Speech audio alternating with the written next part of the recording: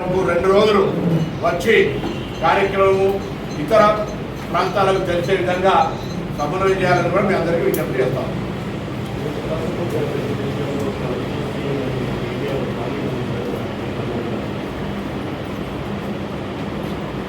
ఆ language mind set third class మారిపోయి మాట్లాడితే చేయగలిగేది లేదు.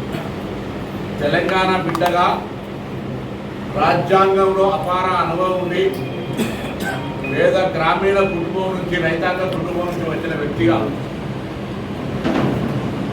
హైదరాబాద్ ఆంధ్రప్రదేశ్ హైకోర్టు జడ్జిగా ఇతర రాష్ట్రాల్లో జడ్జిగా సుప్రీంకోర్టు జడ్జిగా కూడా పనిచేసినటువంటి వ్యక్తి. ఈరోజు రాజ్యాంగం పట్ల అవగాహన ఉంది. రాజ్యాంగం సంక్షోభంలో పడే పరిస్థితుల్లో ఒక న్యాయ కోవిదుడు రాజ్యసభలో కూర్చుంటే రాజ్యాంగం పరిరక్షింపబడుతుందనే ఆలోచనతోటి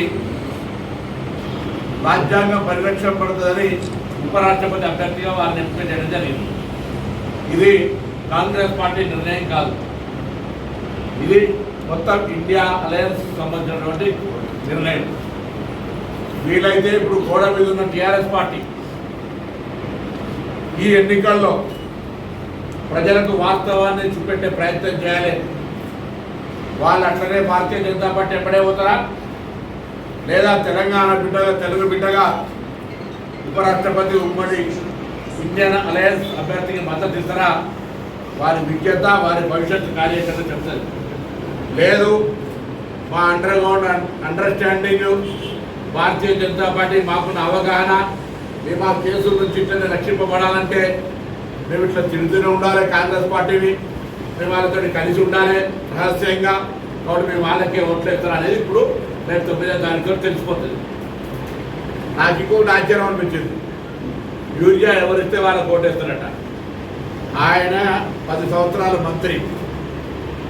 యూరియా తెలంగాణ ప్రభుత్వం నుంచి తయారు కాదు, యూరియా కేంద్ర ప్రభుత్వం ఆధీనంలో ఉన్నటువంటి మాట. ఇది ఉమ్మడి జాబితాలో ఉన్నటువంటిది కూడా కాదు, ఫెడరల్ సిస్టమ్గా.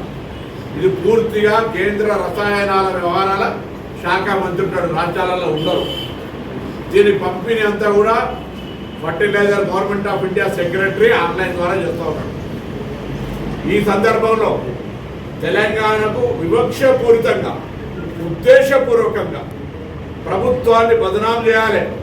ప్రభుత్వం ఒకవైపు ఉచిత మహిళలకు బస్సు, 200 యూనిట్ల ఉచిత విద్యుత్తు, ఆరోగ్యశ్రీ 5 నుంచి 10 లక్షల రూపాయలు, 3,500 ఇందిరమ్మ ఇల్లు నియోజకవర్గానికి, రేషన్ కార్డులు, సన్న బియ్యం 9 రోజుల్లోనే 9